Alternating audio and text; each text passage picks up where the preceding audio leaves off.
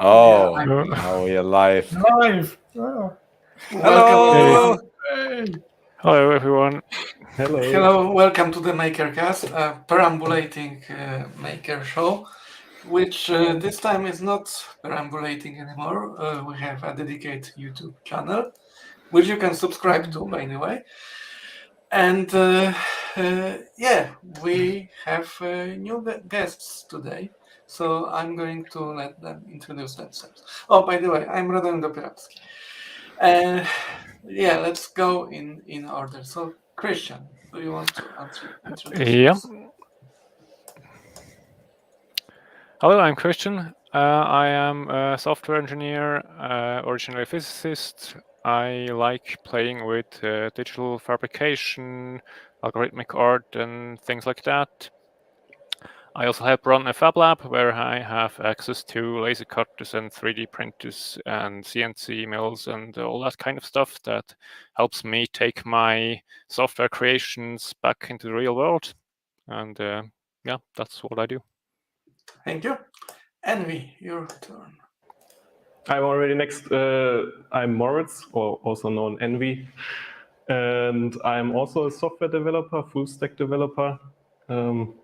That's what I do in my daily business, but I got into electrical engineering and such, and more into the solar sector apparently, with solar charge controllers and such. And yeah, just a quick introduction.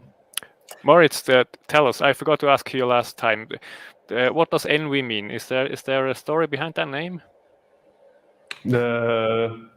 The first two letters don't have a meaning. The last two letters are the first two letters of my last name. Okay. Okay, thank no you. real meaning. Bitluni, you have to unmute yourself. Fail. Hello, I'm bitluni. I'm a YouTube maker, and yeah, I do electronics and other stuff. Okay, thank you. And Chris. Hey, so I'm Chris, also known as Atomic 14. I'm actually also software, so I've spent all my career doing software. But I do have a degree in electronics, so I feel like I've got some tenuous connection to what I do on YouTube through my degree. But that was about 30 years ago now. So now it's all pushing, don't know, text around an editor is my job. Okay, thank you. And the next part, for the next part, we are going to go one by one through everyone who are here on the channel, and everyone will tell us what they worked on the last month and show us their project.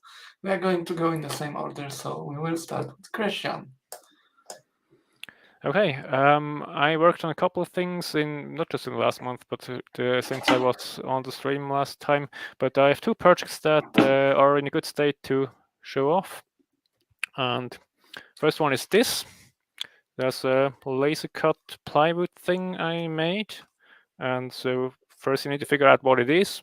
It's a box that is locked. You cannot open it. But there's some strange mechanism here on the sides. And you can actually use that to open it. So let me try to show that. So there's this wheel here. Can you see that? You can turn this, and then there's another one on the other side. Yeah, it's a mirror reflection, so you have to turn it the other way. It's not mirrored. I don't like my video mirrored, so I always do not mirrored, but it's hard to do it pointing away from me. So at least it's unlocked now, and I can pull these sides out, and now I can open the box. And there's nothing inside, but it's made for storing pens or something like that. I made this for my nephew who is starting school this summer, and I thought maybe he'd like a box for his pens or something. But maybe it's too bulky for pens, I don't know. Maybe he'll use it as a space station or some other toy. But yeah, that's the laser cut plywood with the usual nice bendy things here. And I think there's not much else to say about it. You can close it again.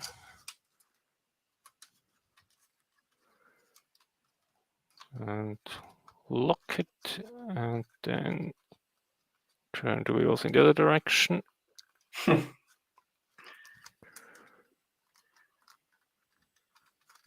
With the So now it's locked. with the bendy stuff, how long does that last for? Is it quite strong? The flexible sort of cutting, does it? It's pretty strong. I was actually amazed that I can bend it all the way around and it doesn't break.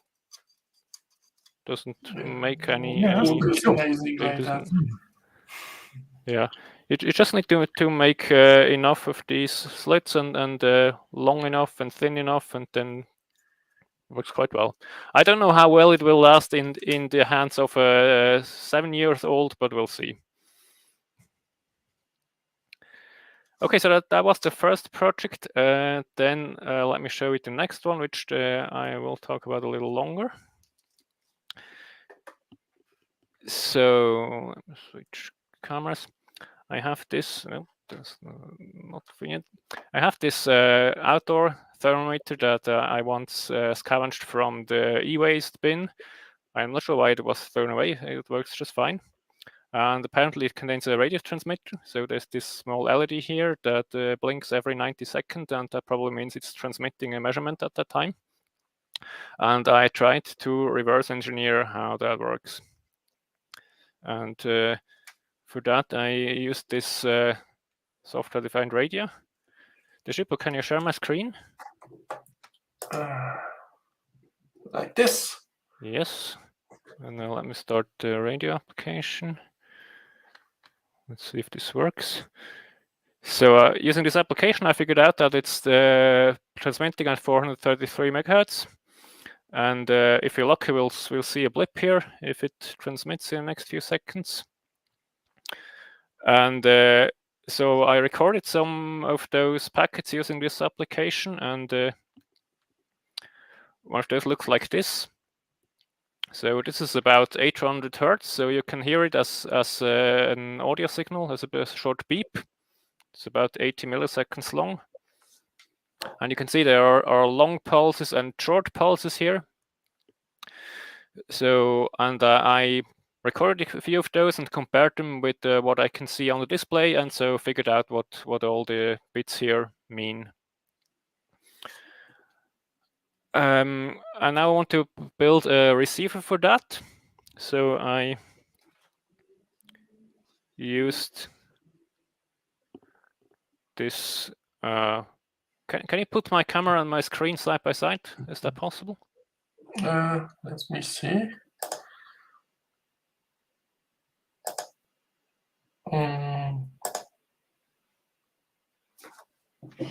We should have practiced that before.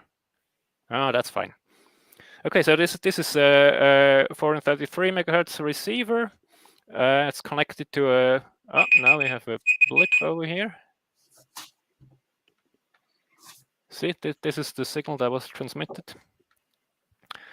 And so the receiver is connected to the tiny Pico ESP32 board, and the board is connected to the display.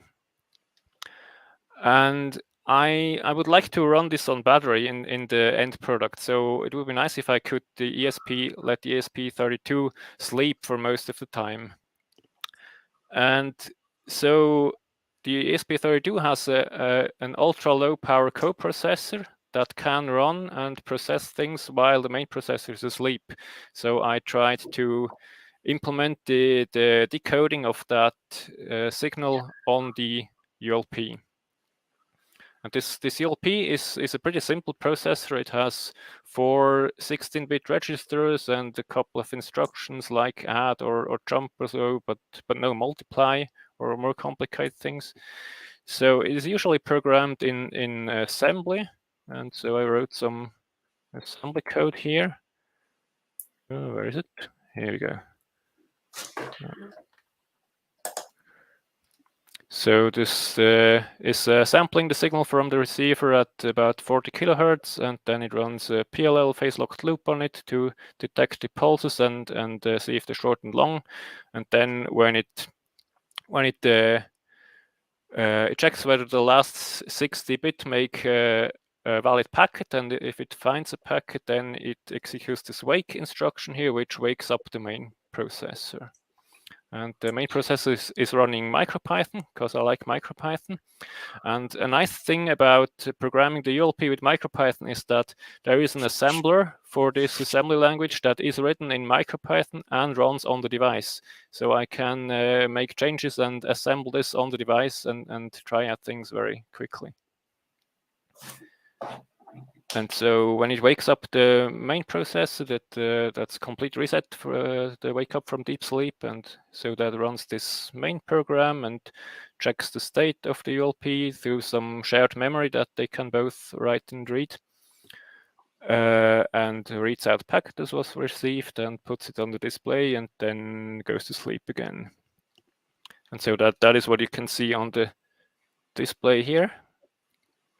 It also put some output on the serial output, so you can see here this is just the standard boot output, and then it says we have tested the 26th packet with the raw bits in it decoded to the numbers, and you can see that these numbers, they come in 4-bit chunks, and they are the binary coded decimal places of the number. So you can see a 5 and a 2 here. That's the plus 25 degrees we're having now.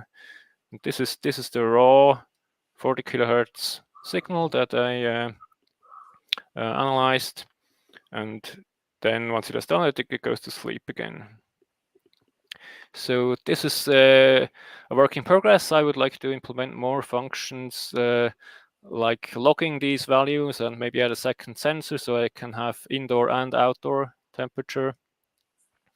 So I made a little mock-up of how that might look on the screen. And another nice thing about using MicroPython is that it's very easy to get such experiments like this mock-up on the display to see how it works on the device. For example, I can make some change here, like add some squiggle, and then I save that. And now I can very easily get this on the device using a tool that comes with MicroPython called MP Remote. Now I need to reset it so I can get the Python REPL. Right now it's asleep, so I can't do anything. But I can reset it here now and press Ctrl-C at the right moment. And now I have the Python REPL here. I'm quitting TO now and starting that other MP Remote tool. And this tool allows me to mount a folder on my computer on the device. So I can access the files that are on my computer, like this image file here, directly from the device. So it's connected now. For example, if I do OS list dir now, you can see these are all the files that I have on my computer. And I'd like to read this screen raw file. I can also control the display from here. That's also convenient to experiment on it. Import the display driver and instantiate it. And now I can do things like fill it with white, whoops, and show some text.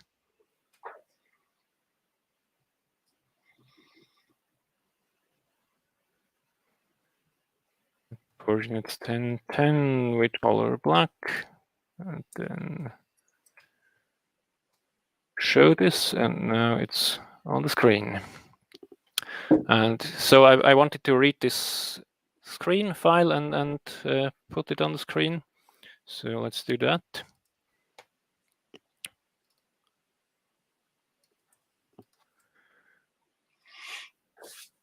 Read that, and let's see what we got here. We got some 3000 bytes, but the bytes are not quite in the right format for the display yet. I need to reverse the bits in each byte, and I need to invert the bits. So for reversing the bits, I wrote this little function here. And then let's apply that to every byte, and then XOR it with FF, so to invert the bits. And now we can just copy that into the buffer of the display and show it. And now we should see our mockup on the screen if we can make it big again. Right, including the squiggle there. So yeah, that's what I'm doing. I think it's very cool how I can iterate quickly with MicroPython this way. And I probably used more than 10 minutes now. I don't know. So Yeah, a little bit, but no worries. Yeah, and when you finish in your REPL, you can just copy it and paste it in your program, and it's the same language. So you just have a working code already. Yes, exactly. Yeah.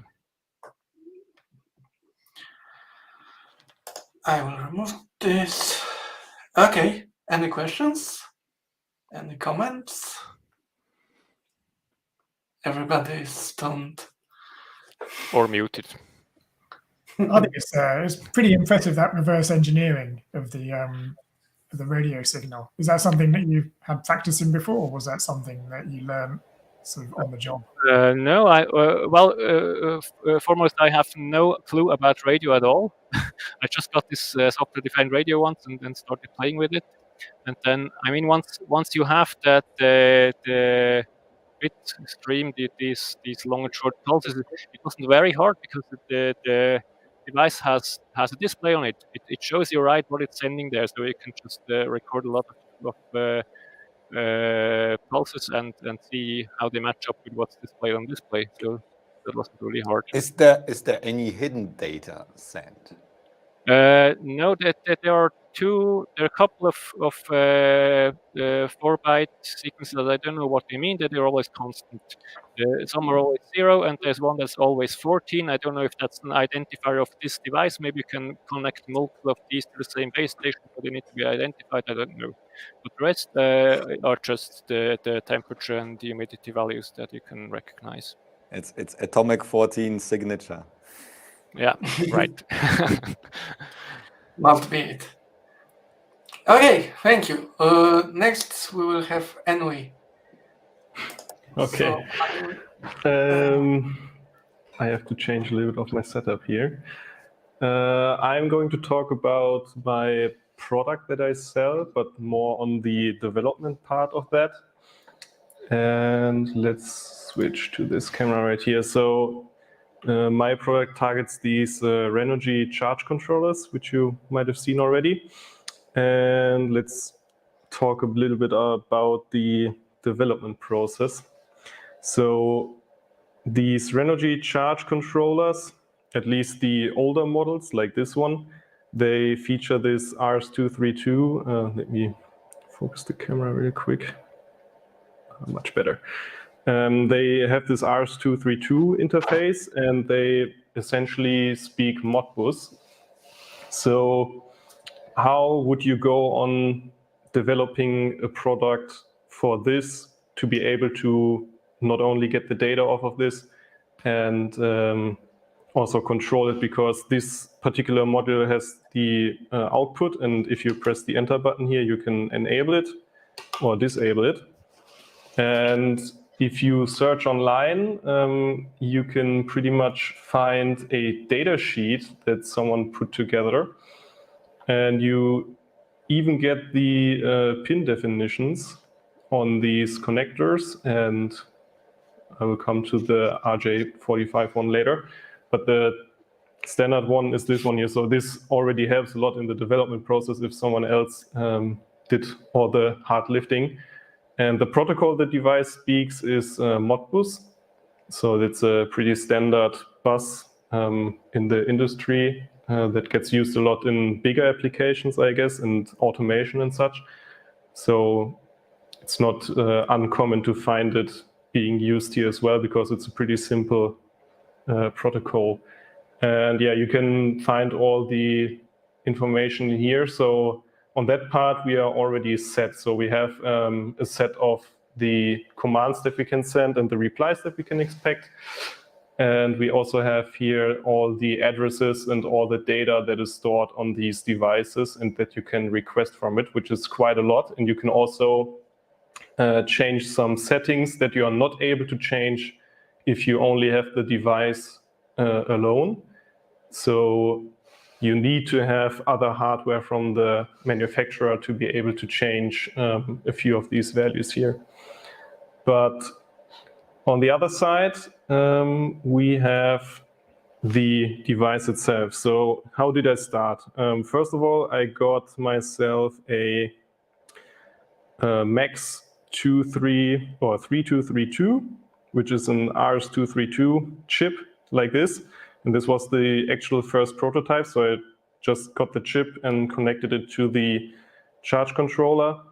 And for that, I used something like this. So a breadboard and a piece of connector that I could find. And then I hacked something together so I could interface with it. And then I tested some code on an ESP.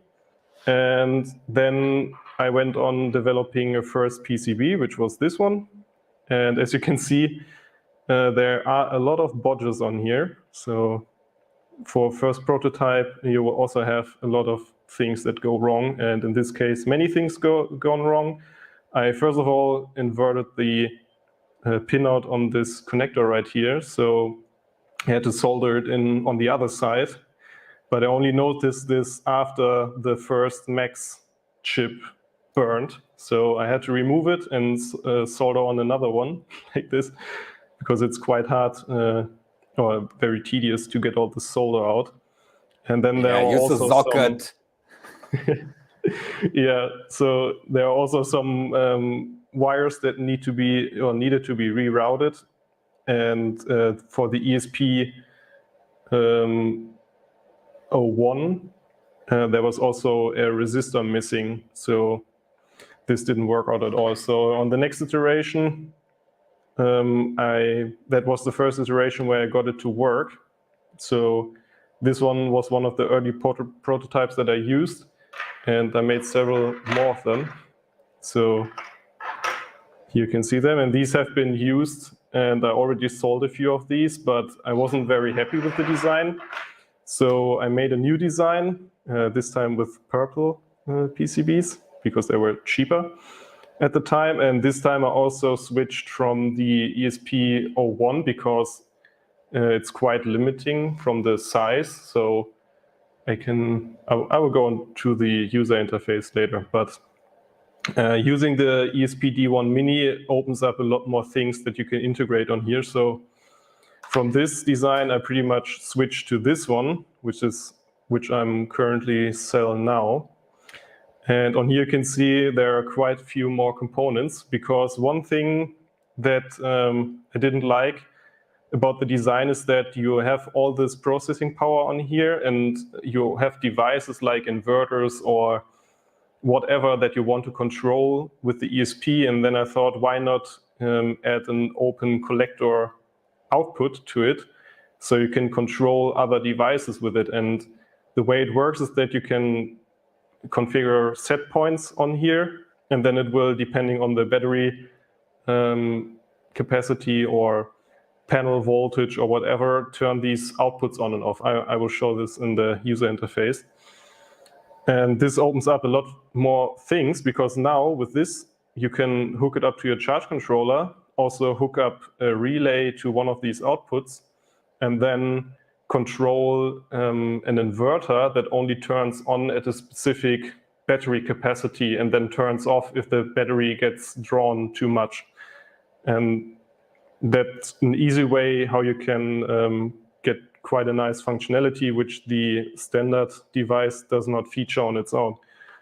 And the same set points also apply for this output right here. So also on another note, Renogy did change for newer models their pinout and bus that they use. This one here uses RS485. So what I did there was make a new prototype right here.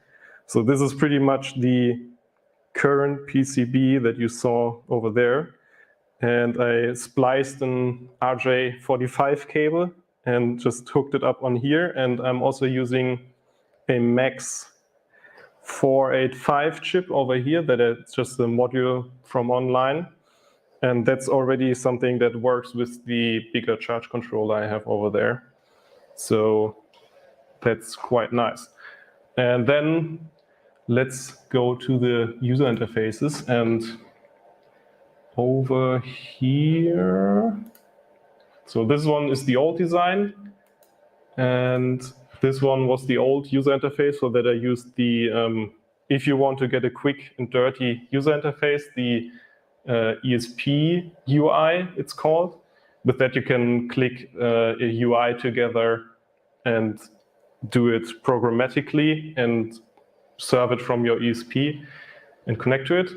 But going to the bigger ESP allowed me to use Vue.js, which is a front-end library or programming thing where you can use JavaScript to define your user interface. And that allowed me to go from this design to that one, which is a lot more polished and looks quite appealing, I think. So you have a few boxes here which shows all the data. I hope it's big enough. And you can also control the outputs from the UI now. So if you see the device here, if I click on out 1, you can see that it instantly turns on over here, and you can do this manually for all of them. And then you also have the settings, which are also quite more intricate, because you can control, as I said, the set points for these outputs. So you can select between battery charging state, battery voltage, panel current. And that's all ideas I actually got from the customers that I implemented for them, and also for myself, because I'm actually using the device as well. And yeah, you can change stuff here. For example, the battery voltage, I can demonstrate this. So let's say we wanted to turn on off below 11 volts and on above 12 volts. So you also have this hysteresis in there, which is quite nice, so the output doesn't get turned on and off all the time. So since I changed it here, I can now save the config, and then the device will reboot and set it up. And then you can see output 1 already turned on because our battery voltage is above 14 volts. And if I go over here to my power supply, I can decrease the voltage, and you can see it updates over here. So once we reach the set point of 11 volts, it should turn off. So we're getting close. So 11.1 and now 10.9, and you see the output immediately turns off, and it updates in the GUI as well. So now if I increase the voltage again as the battery gets charged, we should see that it gets turned on once it's reached the upper set point. Yep, and there it turns on again. So yeah, there's quite a lot of stuff that goes into making this, and you also need a very clean code base and such, and that's how you then can go from this to a full-made PCB that you can sell online. That was mostly a project for myself, but yeah, it turned out to be a nice product that other people also enjoy. Yeah, it's always the things you build for yourself that turn out to be most useful for everybody, isn't it? Yep. And what I love about this device is that you can program a user interface which is not only responsive because it works on mobile devices and other devices, and since it's only hosted by a web browser or by a web server, you can pretty much on any device control it. And I think that's pretty much the key when it comes to these little devices that you can put around your house or something, that they can even serve this huge user interface, even though it's a microcontroller that has Wi-Fi. So that's very cool, because looking at Arduino or other microcontrollers, you can't very easily do the same thing or achieve the same thing like with an ESP. So that will also always be my first go-to option to use. Any questions? Was the protocol the same between the old and the new controller, or did you have to make changes there too? The protocol, no, they just changed the bus from RS-232 to RS-485, and they still sell newer products that have both of them. And they also sell products which have CAN bus now as well. But there's one pretty stupid thing, I think. What they did is that since the RJ45 cables are twisted pair, they should have used a twisted pair for the RS485 signal, because it's an inverted signal for bus A and bus B.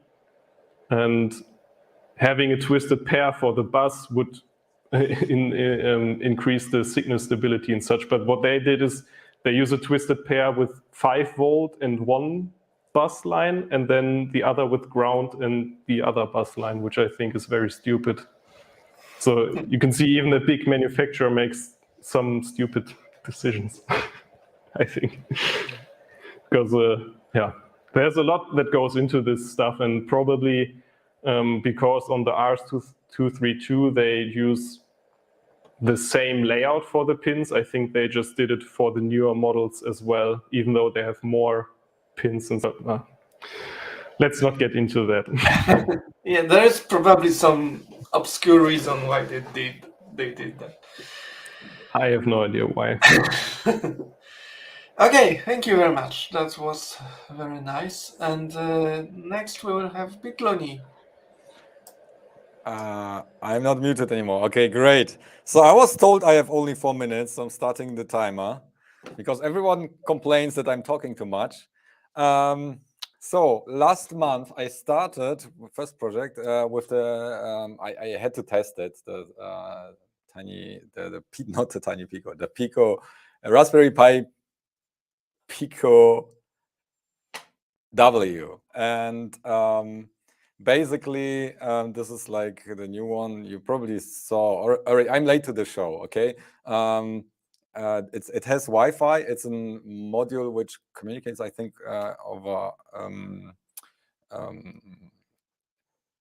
SPI, and I wanted to do something with that, and also since I didn't like to go into the SDK, because there is no Arduino library that supports the W module yet, or at the time before my holidays, I started with MicroPython, and there wasn't much support for that, and some basic stuff that others have shown that you can control, like an LED or something over user interface from the web, hosted by the thing itself. But I wanted to do more, so my idea was to do something with LEDs, maybe wall or one of these matrices, which I have used on my lamp before, if you didn't see that. And this is like 56 LEDs, and it's a small matrix. And I wanted to convert the screen share that we have written in one of my streams to work with MicroPython. And actually, it's a little bit blown out, maybe. Oh no, I disconnected the power supply. Oh no, I have only 2 minutes left. No. Okay, this boots up again. Okay. What I did is, okay, it was more complicated. So it's sharing a screen. I don't know if you can. Oh yeah, now the camera. I don't know if you can see what's showing. Yeah, we have maybe another example. Since I'm sharing my screen from my PC, it's easy. You can guess what's displayed there. Here we go. Here is another one. Okay, can you guess that one? Okay. Okay. That's the And maybe Makercast, right? We're looking for Makercasts before. wait, no, this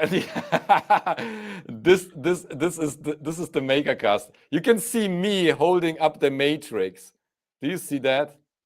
This is me. I need to, otherwise it's this is the Makercast live shared over Wi-Fi. But it wasn't that easy to implement that actually, because there is like only rudimentary support for Wi-Fi and sockets and so on. And for MicroPython, there are some web servers that support WebSockets. So my implementation for the matrices that Chris will show in a minute, I wrote that initially for WebSockets, which is perfect. That works really great. Oh no, my 4 minutes are over. Okay, I do 10 minutes. So keep going, Looney. I haven't got very much to show, so keep going. The server, oh no, okay. So there are You have to give Chris time to fix his demo. Yeah, so there are two implementations of a web server that supports WebSockets for MicroPython, but these are meant to work with the ESP32. And when I try to use it with the MicroPython upload with the MicroPython version for the tiny Pico W, there was, for example, in the encryption, is it crypt? I don't know. SHA-1 was missing, so I had to like swap that with some other implementation, and at the end SHA-1 is used in WebSockets for handshake, so it was like mandatory, and at the end I made it work, but then it barely was able to accept WebSockets, but at the end it didn't have enough memory left for a tiny matrix like that to get the buffer, so it will always like run out of memory. This is one of the major problems with the tiny Pico. Sorry, the Pico. Raspberry Pi Pico. I'm sorry, unexpected maker. Okay, so the Pico W has the problem. It has like still limited memory, and there is like no version that has like PS RAM, like the ESP32 is capable of. So that's an issue. And then I thought, okay, I need to skip WebSockets and I need to release a video. This was like one day before my vacation, so I had to finish it somehow. So I swapped to basically sending a post request. I removed everything except sockets and basically looks for the P of the post request of the data that's received on port 80. So it only looks for P. So, oh, it's a post request. So everything after the carriage return is the payload data for the pixels. And this is how it's done. And now on the last stream on the trash channel, we basically, oh yeah, that's me talking with hands here.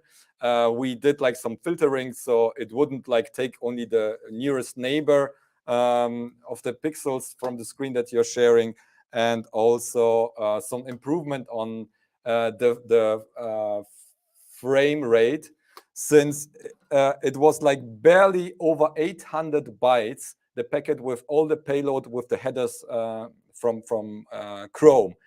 And then we are able to like cut some of the headers, which are optional, to like the minimum.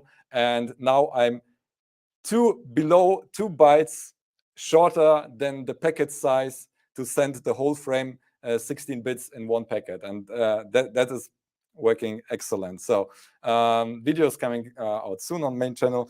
And I probably my 10 minutes are gone. Oh yeah, what I did, this is so Brian, on Brian's channel, we did also, like when I was in Ireland, he was showing me his projects that he wanted, never released, like making a matrix from strips. And I told him, why don't you use this matrix? I had this with me because you always take stuff with you to your vacation, so you can still code and such. So I gave him the matrix, and we designed like a version of a case, and that one is printable in one piece. So it's only one layer back projected. So, and I tried different stuff as well. I tried a black filament, works also great, has deeper blacks, of course, if you have a lit room. And I tried to spray like white paint for the back projection. Doesn't work well. It's also crap, it's leaking. And then I tried to print, so black, one layer white, and everything else white. Doesn't work well. So my last state is use like dark gray, and that looks awesome. Okay. One last thing. Okay, yeah, I did also. I was outside and I made this crutch drive. So this is a propulsion for subs or boats or whatever. Oh wait, let me switch. And my drill is still working. So if you saw the video, it got wet and everything, and it's quite cool. Okay, that's all from me. Any questions?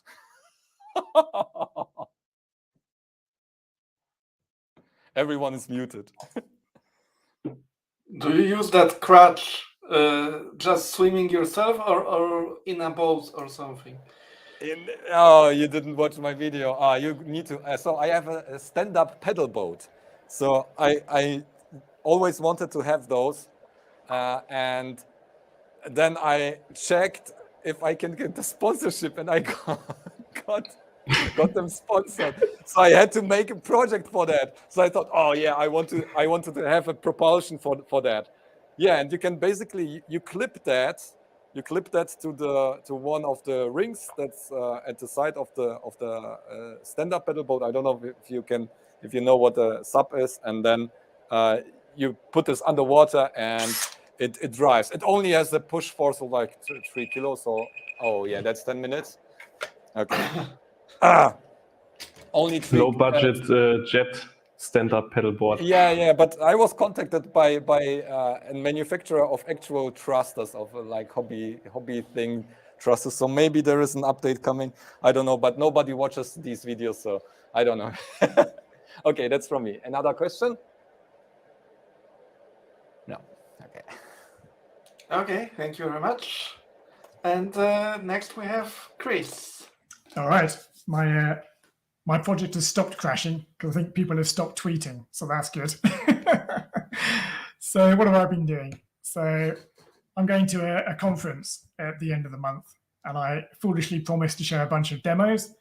I thought it might be quite fun to have tweets in the background when I'm doing my talk of various people insulting my slides and making fun of me when I talk. So with a lot of help from Brian and pretty much all of Brian's code from his GitLab, I've managed to make this this tweet matrix display. So if you tweet a tweet with Makercast in the text, then you should appear on this screen at some point. I think it only checks every kind of 30 seconds or so. So it's not real sort of live streaming straight from the Twitter firehose, but it actually seems to work quite well. It does crash up every kind of 5 minutes, I think, but it reboots and then picks up the tweets again. So I think it's kind of fine. I think it's probably shippable in that state. So it's using Brian's Trinity board. So I don't know if anyone's used one of Brian's little boards, but the ESP32 Trinity. It's a pretty cool bit of kit. But I think Brian stopped making them or selling them. So I don't know. Brian's probably in the chat, so he can probably tell you where you can get a Trinity from. I think he's still got some stock, but he's not selling it on Tindy anymore. So that's pretty cool. So I'm quite pleased. Well, I'm kind of pleased it's actually working because it means I can actually write my slides now, which I was spending all my time writing code to display Twitter streams rather than actually writing my presentation. The the other thing I've been working on is I'm slowly replacing the batteries in my wireless keyboard and my trackpad.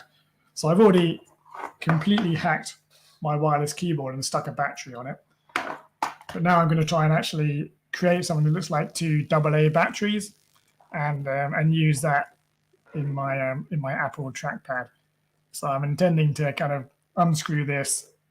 I've got this 3D printed kind of shim that is about the size of two AA batteries. And I think you just need to kind of make sure the wires are sticking out so that it connects and stuff.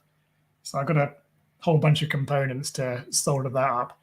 One of the things I did, which I'm slightly regretting now, is I made it has to be very small so it fits in the space.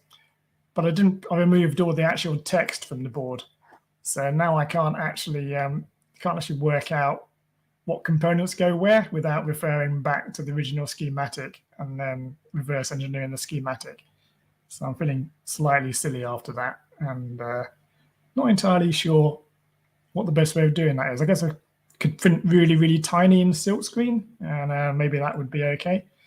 And then the other thing I've been playing with is I got one of these. I think these have been around for absolutely ages. I'm slightly late on this one, but I got one of these TS ATP soldering irons that are pretty cool. And I've flashed it with the IronOS firmware. So it's all open source now. It's pretty cool. I won't leave that on too much because it gets pretty hot. So I'm not sure where to put that now. I'll have to stick it on the desk and try not to burn myself.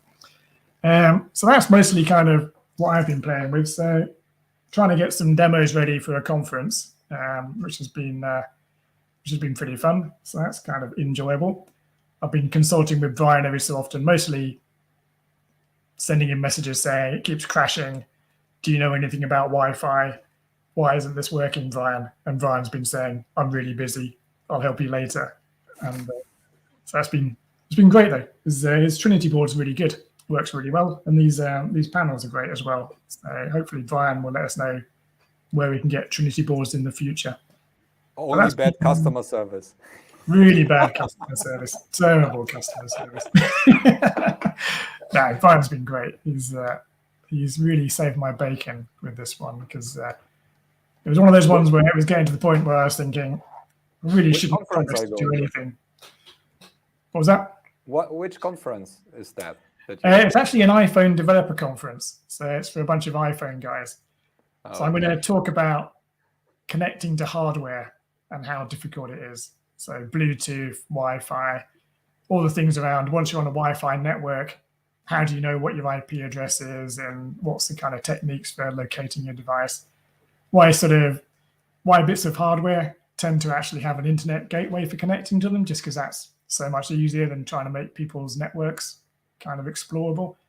So it should be quite interesting if I get the slides written and get all my demos done. I'm going to do live demos, which is never a good idea for a conference. So see, next Makercast, you'll see a broken man. Well, it should be good. It'll be fun. It's an interesting conference. It's out in middle of Wales, in the middle of nowhere. It takes me 7 hours to get there. I think people enjoy it just because they've suffered so much getting there. It's this thing of kind of... You have no choice. You have to enjoy it. Exactly. You have to enjoy it because you've spent 10 hours traveling on various bits of British transport. So good fun. So that's me. My time's up. Oh, no. Sorry. And I have so much more to show. Well, there is always the next Makercast. That is true. Yeah. And thank you very much. I'm going to put myself in the spotlight, and I'm going to show some of my stuff. And because I'm holding the timer, I'm also... Okay, so I've mostly been working on my robots, the tiny little things. So I'm going to now move this a little bit, and we have this little guy. I already made it walk a while ago, so you can see.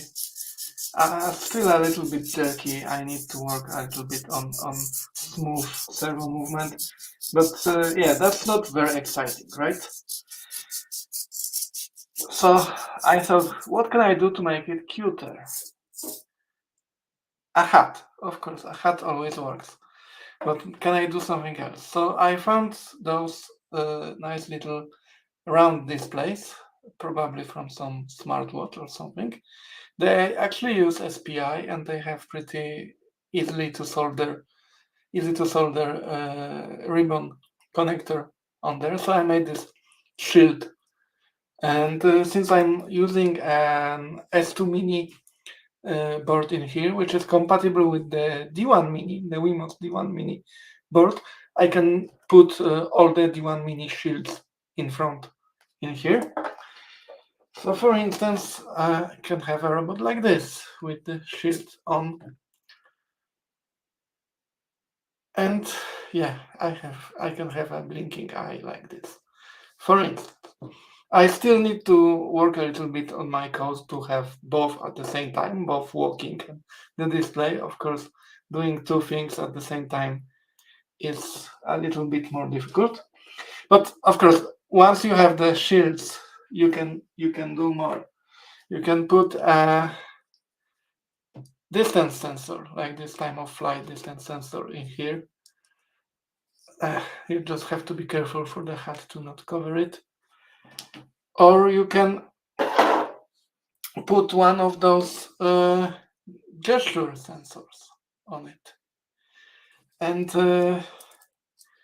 because it's just a socket, I can easily replace the whole microcontroller board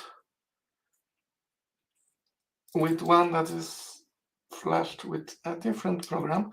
Oh, by the way, I'm using CircuitPython in here, so it's not really flashed. Like this. And let's see if this will work. So I can make it look up. Look up.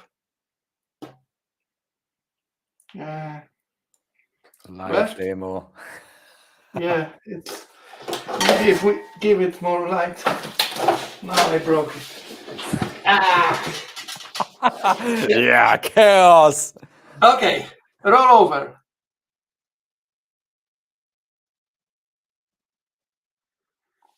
Yeah. Dude, don't do it to me.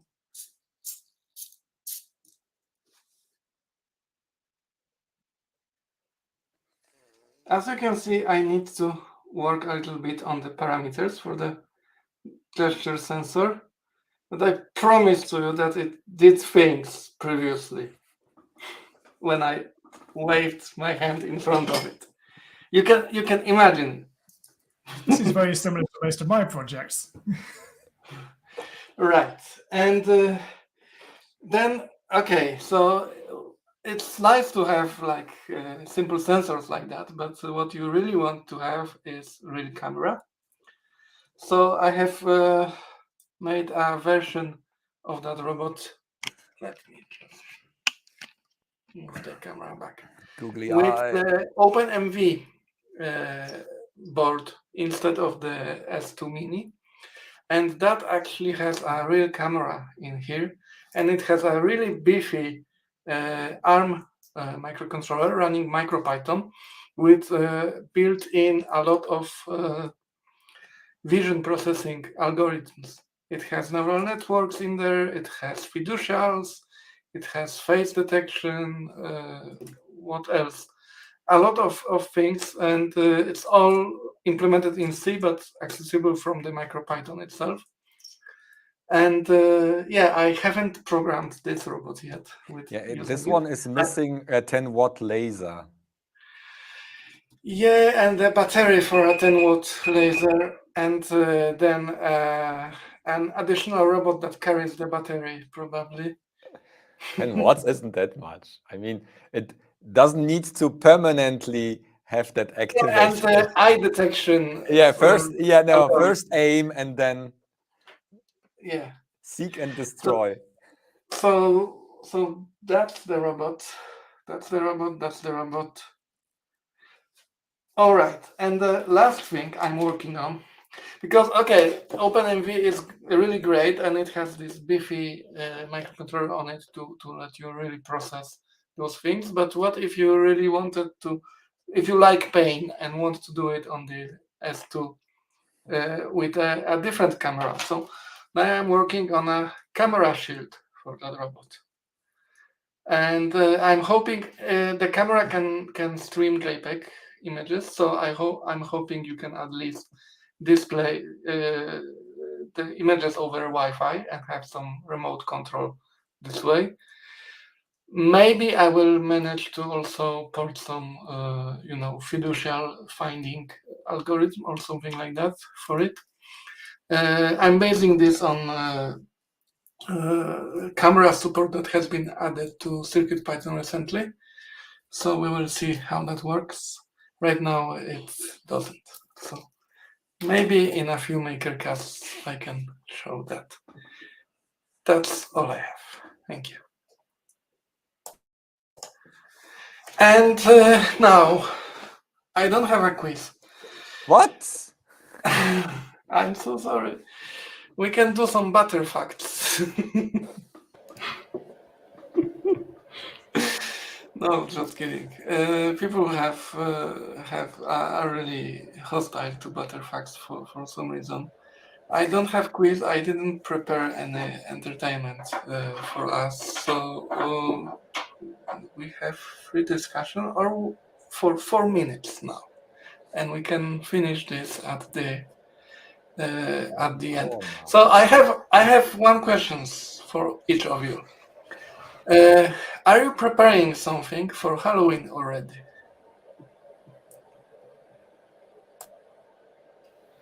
I don't think I have ever done anything connected to Halloween, so no.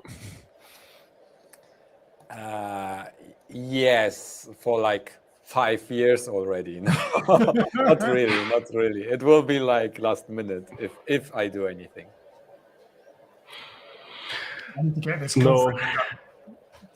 I don't have anything planned, but I did 1 year use a Lego Mindstorms robot to control a fog machine. And that was when I still lived at my parents'. That was the last time I did something for Halloween. Okay, that's well. It's not really a very European holiday, is it? What are you doing for Halloween? What's your plans? I have the robots, so I can make them more scary for Halloween somehow. Which Since I have the display already, I can make some Which red had eyes, things like that. And the 10-watt laser. Yeah, laser is not scary enough. Flamethrower maybe. Flamethrower and knives. Yeah, That's knives a are good nice, one. That's a or good like one. rotating blades, things like that. Oh, okay. Oh no. I mean, they can basically really like fall off or something, and then Of course. okay, you carry glasses, but I imagine that would go wrong in my lab. Well, then you have the scars to show. Yeah, and the accident counter will be reset from 1 to 0 again, like with days since last accident.